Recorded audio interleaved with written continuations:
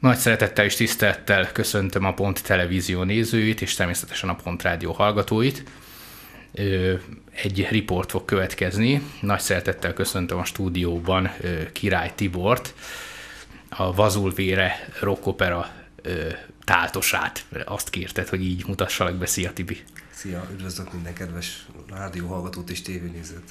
Na hát ezt az elnevezést majd nyilván meg kell, hogy magyarázd, de előtt azt természetesen elmondanám a nézőknek, hallgatóknak, hogy a Vazulvére rockopera már nagyon sok mindenkinek ismerősen csenket, hiszen tavaly a Kétpolyi Betyárétel főző fesztiválon ez a produkció megjelent, tehát volt egy nagyszabású előadás, és ott ugye nagyon sok mezőtúri láthatta, illetve a Pont Televízióban és a Pont Rádióban is elhangoztak már erről a produkcióról riportok, de hát nyilván azóta gyakorlatilag eltelt egy év, és hát azért én kíváncsi vagyok rá, Tibi, hogy most hogyan áll a produkció. Először is hogy sikerült az a ominózus kétpolyi fellépés, illetve előadás, és most mi a helyzet veletek? Hát gyakorlatilag egy olyan fél év magasságában volt ez a fellépés, Kétpont, szeptember közepe magasságában egész pontosan. Nagyon szenzációs volt. Így van, szenzációs volt a fogadtatás, nagyon örültem, rengeteg sok ismerős arccal találkozhattam, akivel lehet, hogy 8-10 éve mondjuk nem sikerült, és már csak így ebből az apropóval is értesültek, hogy itt a környéken sikerül összehozni ezt a fellépést, amit a kétpolyi városvezetésnek köszönhetünk, és gyakorlatilag egy gigantikus, elementális erejű előadást tudtunk adni, ami a részünkről is elementálisnak és lelkesítőnek mondható, illetve hát a közönségen is gyakorlatilag ezt láttuk, hogy a legvégén, amikor ugye van egy ilyen rész a darab legvégén, hogy lángoló fáklyákkal bemegyünk a közönség közé, és gyakorlatilag az utolsó finálé dalt azt ott énekeljük gyakorlatilag face to face, akkor nagyon sok olyan tekintetet és arcot lehetett látni, amiből tehát ez árulkodott. Nagyon élvezetes lehetett. Megmondom őszintén, hogy én nem tudtam ott lenni ezen az előadáson. Én kíváncsi lennék rá, hogy élőben hogy szól ez a történet, de hát akkor ezek szerint a visszajelzések alapján is tudjátok mondani, hogy működik. Így van. Gyakorlatilag egy olyan 7-800 ember volt jelen ennél az előadásunknál, ami bizonyos szempontból rekord is, hiszen általában kőszínházakban szoktunk fellépni, és ott eléggé behatárolt a befogadókészség. Csepeli Színházban, ami gyakorlatilag törzshelyünként is funkcionál, 450 ember az a maximális létszám, ami ezt képes megtekinteni. Érdekes lehetett, visszatérve a kétpolyi előadásra, azért az mégis egy vegyes közönség volt, hiszen ugye ott egy olyan esemény volt, ez az Alföldi Betyárétel főző fesztivál, ahol tényleg nagyon sokféle érdeklődésű, ízlésű ember megjelenik, tehát ott adott esetben egy kihívást is jelenthetett ez a rockopera előadása. És akkor ennek megfelelően is siker volt, akkor abszolút tényleg ez egy sikeres darab. Így van, úgy néz ki szerencsére, hogy a visszajelzések alapján tehát gyakorlatilag tényleg jól sikerült a dolog, és azok felől is pozitív kritikákat hallottunk vissza már, amennyire ezt le tudtuk fogni, pláne ekkora létszámnál, hogy tehát akik egyáltalán mondjuk nem feltétlen rockzenekedvelők, vagy nem feltétlen a színház világában járatos emberek, úgyhogy szerencsére úgy nézett ki a dolog, hogy igazak azok az előzetes meglátásaink, hogy ez nem feltétlenül egy szubkulturális tevékenység lesz, nem csak egy bizonyos réteget tud megérinteni, hanem szélesebb perspektívában tudunk gondolkodni, és nagyobb promótálás lehetősége ezáltal a dolognak az emberek felé. Nézzük akkor, bár lehet, hogy annak idején ez elhangzott, de én szeretném, ha felelevenítenénk, hogy mi a történelmi háttere magának az eseménynek, amit ugye feldolgozott a rockopera. És hát először is ugye műfajában, ha valaki azt mondja, hogy rockopera, akkor rögtön az István a király ugrik be. Tehát nem szeretném ezzel összehasonlítani, csak ahhoz képest, hogy ezt ismerik jobban a hallgatók, nézők, ahhoz képest mit kell elképzelni azoknak, akik még ezt nem hallották. Fordított sorrendben fogok válaszolni. Oké, rendben van. Talán úgy is kellett volna a kérdést feltettem. Szóval gyakorlatilag az István király volt az az első olyan rockopera, amelyik Magyarországon gyakorlatilag olyan eredményeket ért el, ami ugye azóta is sok szempontból vitathatatlan. Több olyan próbálkozás is volt a rockopera, mint műfajban, ami sajnos nem igazán ért el azt a szintet, színvonalat, akár zeneileg, akár szöveg tekintetében, megfogalmazással, mondani valóilag, mint a nagy elődje, de jó néhány visszajelzés alapján, és annélkül, hogy különösebben magunkat dicsérném, szerencsére úgy néz ki, hogy több helyen visszahalljuk, hogy méltó utódja lehet az István a király rockoperának, a Vazul vére, és ez főleg azért is lehet talán így, mert tehát őszinte és gyakorlatilag az igazságot próbáltuk belecsempészni. Ebből következik az, hogy kicsit másabb kamerálás, mint az István királynak a sztoria. Ugye az a kor, azok a történések csak egy teljesen más perspektívából megvilágítva, illetve a zenei megvalósítások mellett a szövegnek a zsenialitása, illetve az információtartalom, ami bele lett ebbe a 30 nótának a szöveg világába csempészve, az az, ami még gyakorlatilag sokszor az embert képes kicsit így szíven ütni, és mélyebb gondolkodás felé sarkalni. Úgyhogy talán ez lehet ennek a dolognak a hátterében. Úgyhogy eleve a rockopera, mint műfaj nem lett nagyon gyakorlatilag körbejárva, és ez volt az az ötlet, amit a szerző, Vörös Marti Imre barátom, egyszer csak azt hiszem egy decemberi este volt, amikor felhívott, hogy kipattant a fejéből az isteni szikra, és hogy azokat az ötleteket, régebbi nótáit, illetve azokat a számkezdeményeket, témákat, amiket sokszor kis közös ilyen kis zenélgetések folyamán ihletett állapotba neki sikerült gyakorlatilag életre kelteni, hogy ezt ilyen formában érdemes lenne megcsinálni, és ezáltal kikerülve azokat a labirintusokat, illetve azokat a zárt ajtókat, amik most gyakorlatilag az egész rock zenei világra és iparra nehezedik, hiszen egyértelmű az a kép, ami az elmúlt 20 évre visszavezethető, hogy az élőzene és a rockzene az eléggé háttérbe lett szorítva.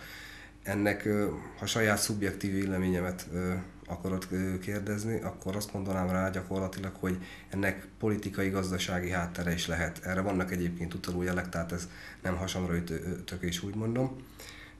Gyakorlatilag manapság most ott tartunk, hogy háttérbe szorultak azok a művészek és azok az előadók, akik gyakorlatilag az életüket tették fel a zenére, és mivel a média ugye nem promótálja őket, nem igazán tud a köznapi ember kapcsolódó felületet találni ezekkel a zenészekkel, zenekarokkal, művészekkel, ezért gyakorlatilag roppant hátrányos helyzetben vannak hozva. Addig, amíg közben szalagon gyártják ugye ezeket a úgynevezett minimálzenéket, ugye azért hívják a szakmában minimálzenének, mert minimális tudás szükséges hozzá, és ezzel gyakorlatilag az embereknek az érzelmét, a gondolati világát és eleve a beállítottságát is gyakorlatilag mossák konzum tisztára, és gyakorlatilag egy ilyen szalagon gyártott, a művészet helyett most már iparról beszélhetünk, tehát ez van ennek a dolognak a hátterében. Maximálisan egyetértek, bocsáss meg, hogy félbeszakítalak. Amikor ez az ötlet ugye kipattant a fejetekből, akkor nyilván azt is kigondoltátok, hogy melyik lenne az a történelmi kor, amivel szeretnétek foglalkozni. Mennyire volt számotokra fontos azt, hogy ennek a kornak a mélységeibe, a részleteibe belemenjetek, egy korhű bemutatása legyen. Ez azért kérdezem, mert például az István a királyt sokszor éri kritikák emiatt, hogy az esetben nem biztos, hogy korhű vagy valósághű, vagy a üzenetek egészen mások. Nyilván a rendszerváltás előtti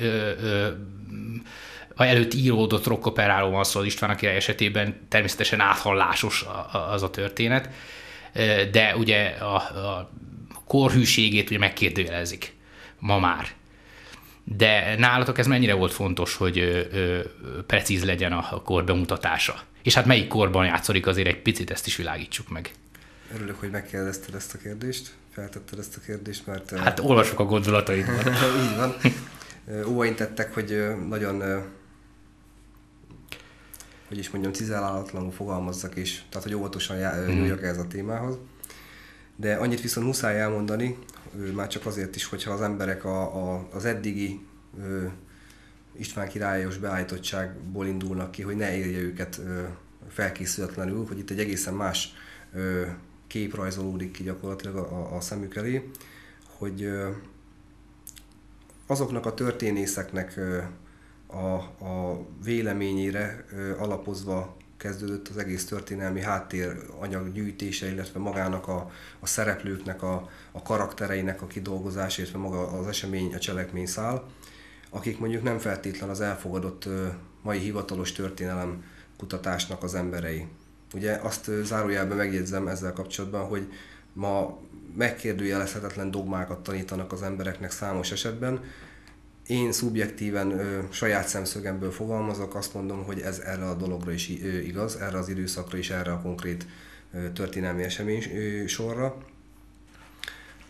Azt tudni kell ugye, hogy István volt, aki a nyugati típusú társadalmi rendszert, illetve a kereszténységet felvette, és ezek a mainstream médiába sajnos be nem kerülő kutatók, tudósok véleménye szerint viszont pontosan az az a pont, ahol megváltozik a magyarságnak a gondolkodása. Egyébként más népeknél is ugyanezen elvek alapján kezdtek el úgymond rendszert változtatni, a régi ősi rendet átalakítani, és komoly kutatások folynak, jelentős olyan bizonyítékok vannak, amiket megvizsgálatlanul és átgondolatlanul nem lehet az asztalról lesöpörni, nem célszerű, hiszen az igazság szabad, és a tudás szabaddá tesz, mint ahogy tudjuk. Itt ugyanez a helyzet, István nevéhez kötődik a rovási írásoknak a pusztításának egy jelentős mértéke, illetve ugye a táltosoknak az üldöztetése, ami azért érdekes kérdéskör, mert ellenben a túl misztifikált és sokszor félváról vett mai beállítása ennek a képnek, maga Tátos volt az ősi archaikus szentember, vagy az ősi papság, hogyha így tetszik, akiknek még közvetlen természettudományi ismereteik voltak azokról a világunkat alkotó és átjáró energiákról, illetve rendről, amivel a mai ember egyáltalán nincs tisztában. Bár hál' Istennek most már látszik azért egyfajta javuló tendencia. Igen, én is úgy látom, hogy van egy alternatív vonal, meg egy érdeklődés is, hál' Istennek, tehát felkelt egyfajta érdeklődés is ezzel a témával kapcsolatban. De valóban a fősodratú dogmákban még nem történt áttörés. Tehát... Ezzel kapcsolatban csak annyit mondanék ilyen jó tanács gyanánt, hogy vegyük alapul és gondolkodjunk el azon, hogy mennyi az igazság és valóság tartalma a mai mainstream médiákból felénk sugárzott információknak. És akkor ez mellé tegyük azt is, hogy körülbelül mennyi lehet a mai hivatalos elfogadott történelemtől kezdve, és még sorolhatnám azokat a pilléreket, amivel gyakorlatilag, hogy nem menjek sokkal messzebbre, a mai világképünket alakítják ki. Mert ugye az iskolákban, illetve egyéb környezetünkből felvett információkból alakítjuk ki a világképünket, és ez határozza meg alapvetően, hogy milyen emberek vagyunk. És hogyha ezekben rengeteg sok és kulcskérdésekben dezinformációk szerepelnek, mint meghatározó tényezők, akkor ez lehet mondjuk egyfajta oka annak, hogy miért pont olyan világban élünk, mint amilyenben a mai nap is élünk, miért tartott az emberiség és a világ, ahol mai pillanatban ez megfigyelhető, illetve hogyha ezen valamilyen szinten az ember akar, akár művészként, vagy akár bármilyen formában segíteni, bármilyen titulusban, akkor talán ez is lehet egy olyan kiindulási pont, ahol esetleg elkezdheti ezt az önkéntes missziót. Maximálisan egyetértek, de hát hadd legyek egy kicsit szigorú, és hát ugye itt a műsorrendhez kötődően kanyarodjunk vissza a rockoperához, bár meg kell mondjam, hogy ez egy következő műsort megtöltő téma lenne, és hát el is gondoltam közben, hogy talán egy ilyen témában majd még egyszer beszélgetünk, de most visszakanyarodva a Vazul véréhez. Tehát akkor azt el lehet mondani összefoglalóan, hogy tehát a István király korszakát egy másik aspektusból mutatjátok be a rockoperán keresztül. Tehát ez helytálló akkor ez a kijelentés. Így van, és egyébként ez maga a címből is egyébként leri, tehát azért is Vazul karakterét fogtuk meg. Ugye az a fajta dualitás, ami egyébként most már többfelé megfigyelhető István és Koppánynak a kérdéskörét illetően. Itt mi most egy harmadik pontot próbáltunk megragadni, hiszen a leírások alapján ugye István Rómához húzott, Koppány Bizánc felé, és Vazul, illetve Vazulnak a 3 fia közül Leventének a szálán megy a fősodrású cselekménysor a rockoperában.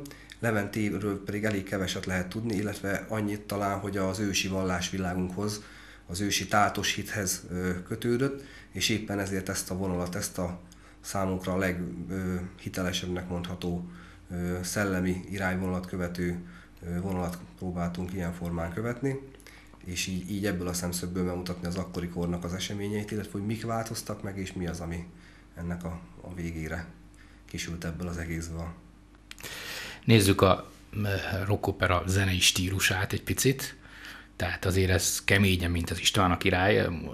Ha már összehasonlítgatunk be, lehet, hogy itt mondhatnánk más is, mert például a Attila Istenkardja, például szerintem az egy jól sikerült rockopera volt, nem tudom, hogy mennyire ismered.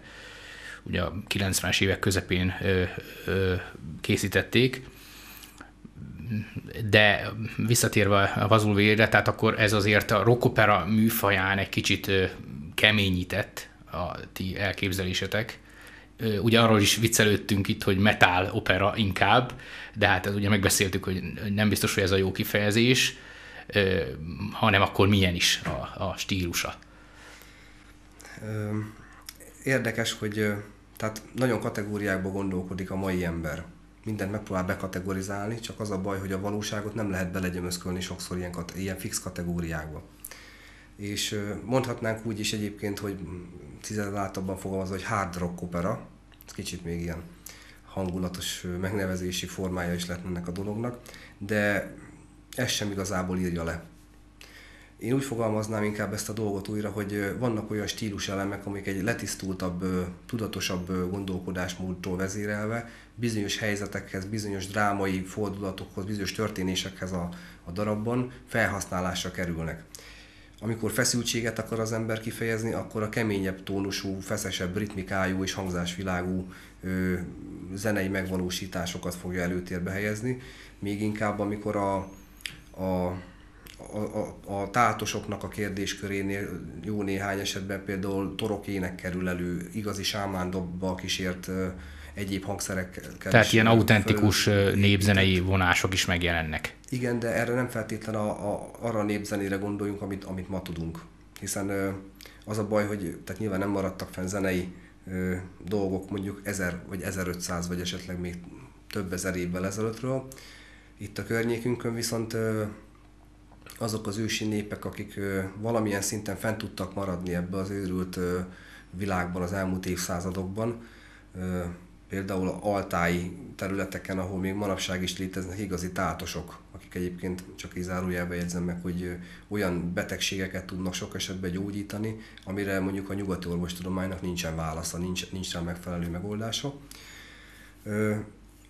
Onnan is merítettünk egy kis torokéneket és egyéb olyan zenei elemeket, aminek az ötvözésével egy nagyon érdekes és sajátságos hangulatú zenei mű született, és amit szerencsére a kedves hallgatók és érdeklődők úgy díjaztak, hogy április 14-én jelent meg a dupla CD-nk a Metal Hammer gondozásában, és a megjelenésének hetében a Mahaszlista első helyén kezdett a rockoperánk. No hát talán ezzel a hírekkel volna kezdeni, mert itt azért rögtön megadunk egy olyan kezdőpontot, amihez aztán lehet viszonyítani.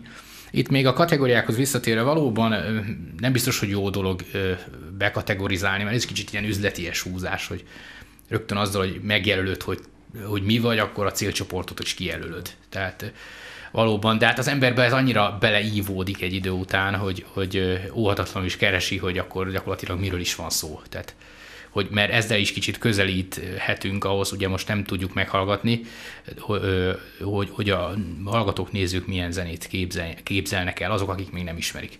Bár én már ugye hallottam felvételen a ti rockoperátokat, pontosabban néhány számát, és azért lehet azt érezni, hogy milyen zenei ízlésű emberek szerezték ezt a rockoperát. Tehát azért itt a folk metáltól kezdve minden megjelenik, tehát azért érezhető, hogy ez a stílus körülbelül hol van.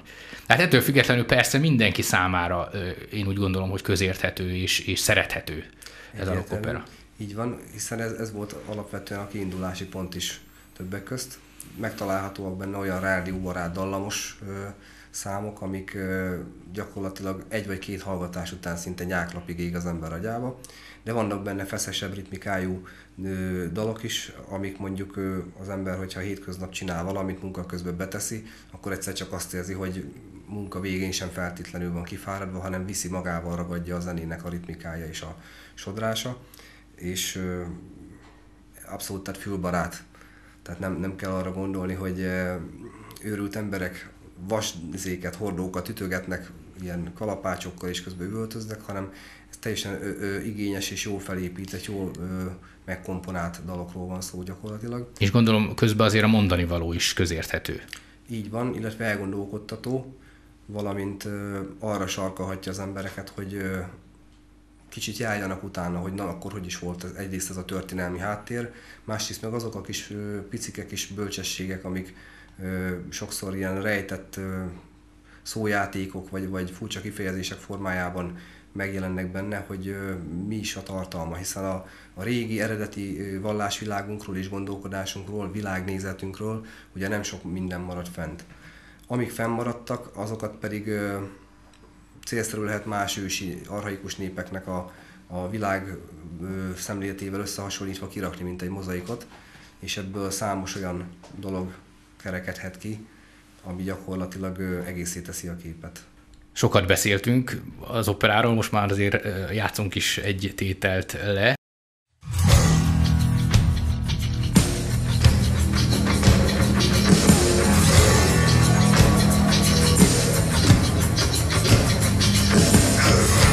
Egy a múltunk, egy a létünk, egy az út, ide együtt értünk, bennem a hangot egyre hív.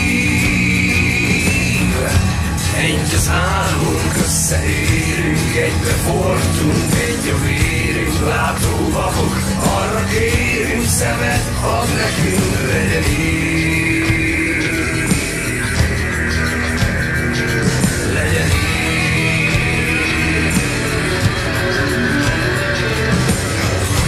Amit látunk, annyit értünk, ezt az áldásot megértünk, mindig hozzá tudsz szív. Néha vartunk, néha kértünk, hamis útról visszatértünk, légy a kartunk, légy a vértünk, még így ad nekünk, legyen így. Legyen így.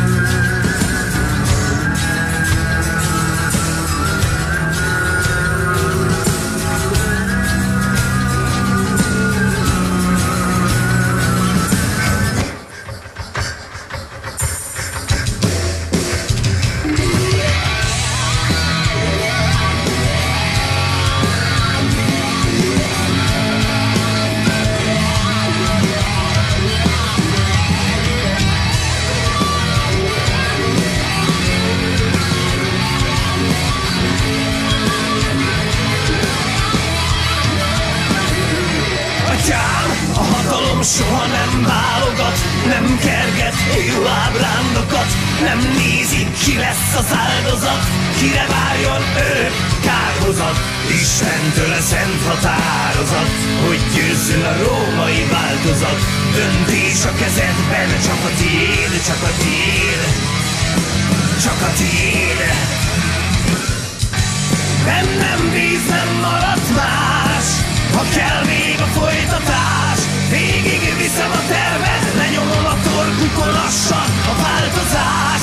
Bennem bíz, nem marad más, vagy elsöpör egy lázadás. De már ki ittad a kejhed, én leszek utódod a trónon, az Úr megáll.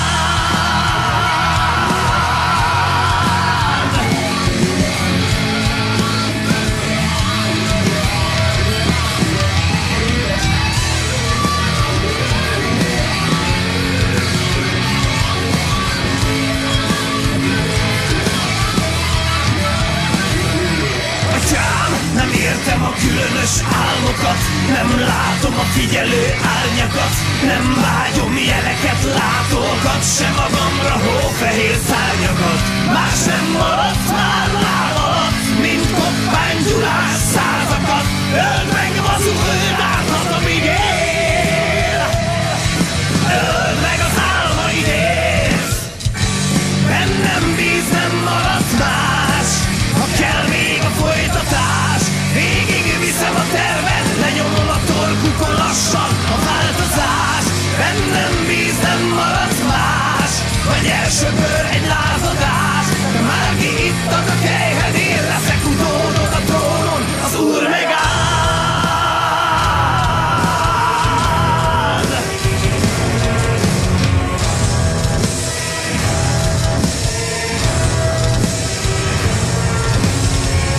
Istené a hatalom, ide bárki fel nem ér. Döntött, így akarom, nem számít a vér. Megosztod urad, őj, ha Róma kér. Esküdj fel, nem adod, a bűn vissza nem tér.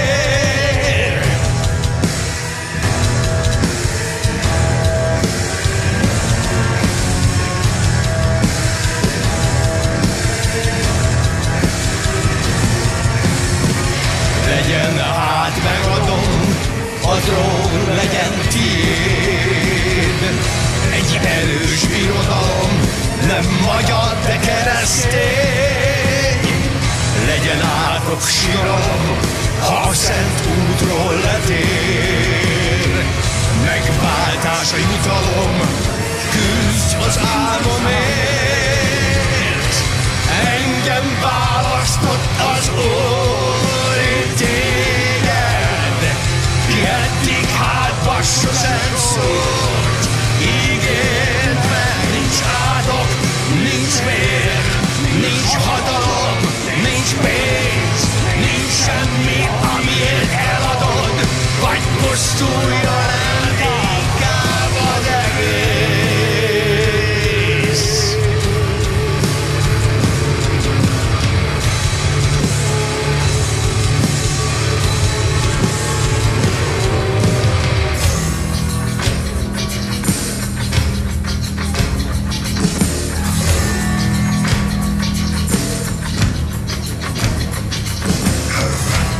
Egy az égbolt, egy a földünk, egyek vagyunk veled, testvérünk, érzel az ösztön félni hív.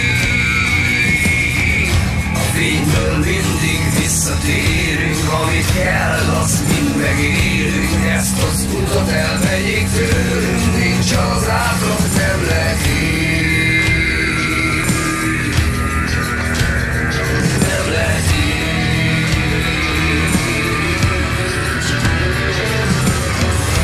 sötét éjben menj a fényünk, ennyien túl is mitől félünk, menni kell, hát menjünk így. De hogy minden áldást elveszítsük, a forrásból többé nem erítsük, örökségünk elfelejtsük, nincs az átok, nem lehet így. Nem lehet így.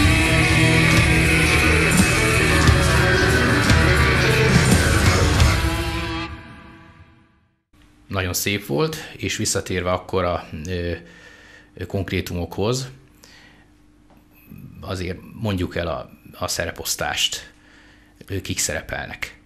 István király karakterét Vikidál Gyula személyesíti meg, itt aztán nem kell jobban bemutatnom. Vata vezért Kálmán György játsza, Vazul szerepében Molnár Stula Péter, a fiát Leventét Sott Péter játsza, a Solt nevezetű harcost, ilyen mellékszereplőt Vörösmarty Imre a szerző testesíti meg. Torda Tátos, akinek karakterazonossága lehet az István király tordájával, őt Jósa Tamás játsza. Jó magam a Zerin nevű Tátost alakítom, és Orzaló Péter karaktere maradt még ki, pedig Juhász Kicsi Attila. Hát ezek azért nem kis nevek, tehát így a rockzene műfaján belül. Tehát ugye én most például hirtelen ugye Péterre, a Tűzmadár énekesére gondoltam, de hát azért mondjuk el, hogy ezek azért neves rockzenekarok tagjai. Így van. Tehát azért mindenkiről el lehet mondani, hogy azért egy jelentős múlttal rendelkezik. Így van, és nagy örömünkre szolgált, és óriási dolognak tartom, én magam is, illetve a szerző is, hogy gyakorlatilag azonnal elfogadták a felkérést. Igen, hát ez lett volna a kérdésem, hogy sikerült összetrombitálni ezt a csapatot. Talán nem is biztos, hogy jó szó, hogy összetrombitálni, hogy ezeket az embereket hogy tudtátok meginvitálni a produkcióba, és akkor, ha jól gondolom, akkor te és a szerzőtársad, tehát ketten jegyzitek ezt a darabot. Hivatalosan a szerző az Vörösmarty Imre, én csak ilyen ötletadó titulusban vagyok általában, és próbálom a lehetőségekhez képest segítgetni az ő alkotói munkáját. Hát ez is legalább annyira fontos. Szürke minanciásként funkcionálok. Gyakorlatilag maga az egész darabra igaz, és nem csak a szereplők összeválogatására, hogy gyakorlatilag olyan, mintha magát írta volna meg ez az egész. Eleve rekordidő alatt történt a dolog, tehát valami közel 1,5 év volt az, ami alatt összeállt a 30 nóta, ami egyébként szerintem még az is elképzelhető, hogy Guinness rekordkönyvbeli tétel lehet. Azt meg kell jegyezzem még így az elején, hogy itt egy rockopera trilógiáról van szó, tehát ez is egyedülálló ebben a formában a mai Magyarországon, és körülbelül 1 év leforgás alatt elkészült a második rész is, amiről majd körülbelül 1,5 év múlva lehet úgy többet hivatalosan beszélni. Ugye nyilván van az első résznek is egy felfutási ideje, és tehát hogyha megtörtént az a kellő promótáltság, amit mi szeretnénk elérni, utána fogjuk csak a másik részt behozni. Nemrég megjelent egy könyvünk is egyébként, ami regényformában dolgozza fel a Vazulvérének a történéseit. Hülyen a zenés darabhoz? Körülbelül 90%-ban igen, minimális különbségek vannak, ennek is meg lehetnek a miértjei, de gyakorlatilag ehhez csatlakozó műként tekinthetünk rá. Közben azon elgondolkodtam, hogy ugye ezt próbálni is kell.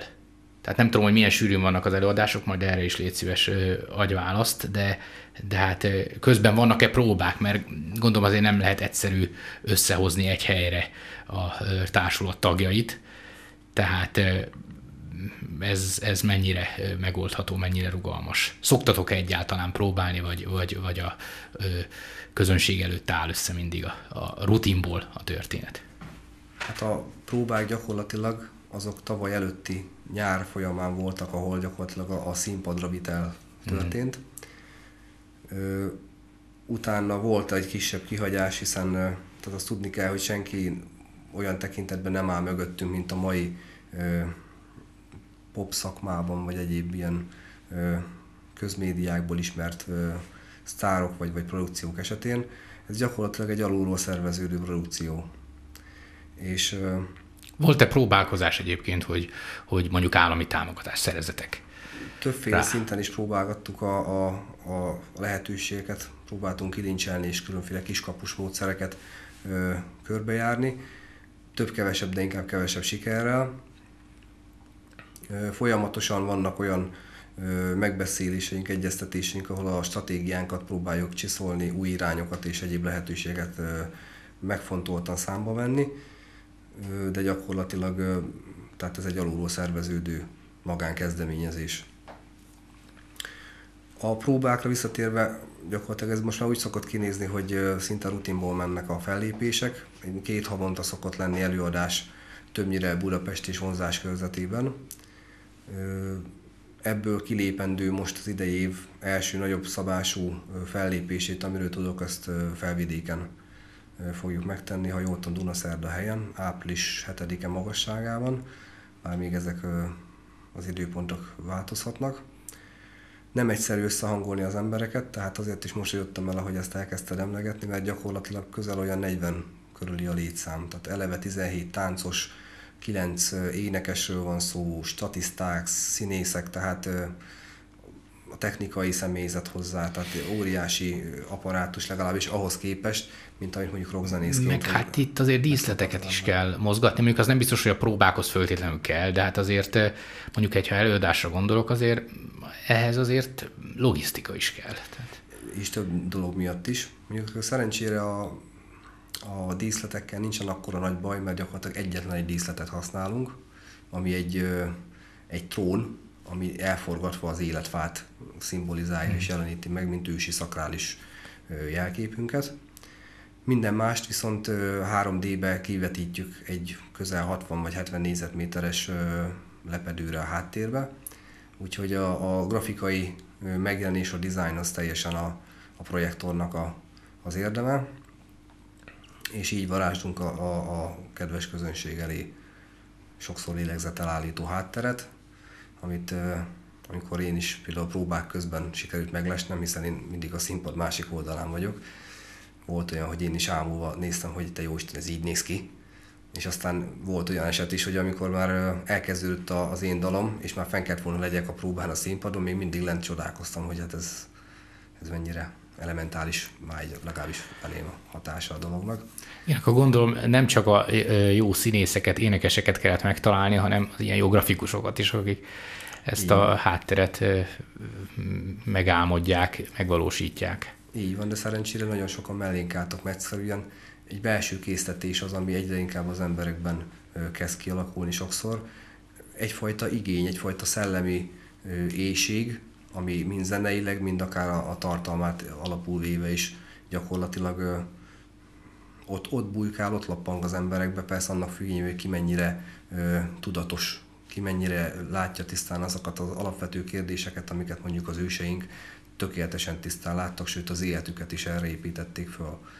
Tehát ma megfigyelhető egy olyan tendencia, hogy ha az élvonalbeli, mondjuk leginkább rockzenekarokat veszem alapul, nem akarom a felsorolást, de talán könnyen kitalálható, mert nem olyan túl sok van belőlük, ugye, hogy a szokásos hedonista és egoista motivációk után egyre inkább elkezdenek az emberi szellemmel, lélekkel foglalkozni, illetve a szövegileg olyan tartalmakat feszegetnek, pedzegetnek, ami a spiritualitásnak a kategóriájába tartozik, és míg az embereknek egy jelentős része számára ez manapság mindig csak babona, meg ostobaság, addig azért szerencsére egyre nagyobb számban vannak azok az emberek, akiknek leesik a tantusz, hogy itt gyakorlatilag arról van szó, hogy félrevezették az egész világot, és azt se tudjuk, kink vagyunk, honnan jöttünk, meg, hogy hová tartunk, az pláne. Így van, sőt, ha felteszed ezeket a kérdéseket az utcán, mondjuk 10 emberből olyan 4-5 mondjuk lazán hülyének fog nézni.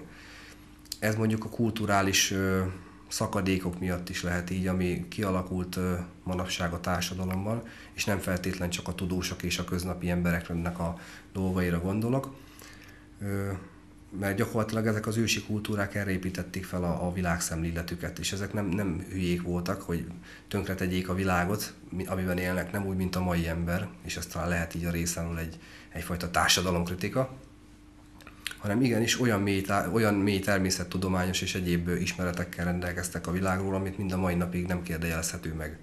Most nem akarok belemenni, hogy az akupunktúrától a piramisig, hogy mik terjednek, de gyakorlatilag ugyanazok a tudományok voltak a mi őseinknek is a kezében, és éppen ezért lényeges és fontos. Én úgy érzem, hogy azért a legtöbb ember lelkében vagy tudatalattiában azért ezek az igények megvannak, vagy az erre való igény.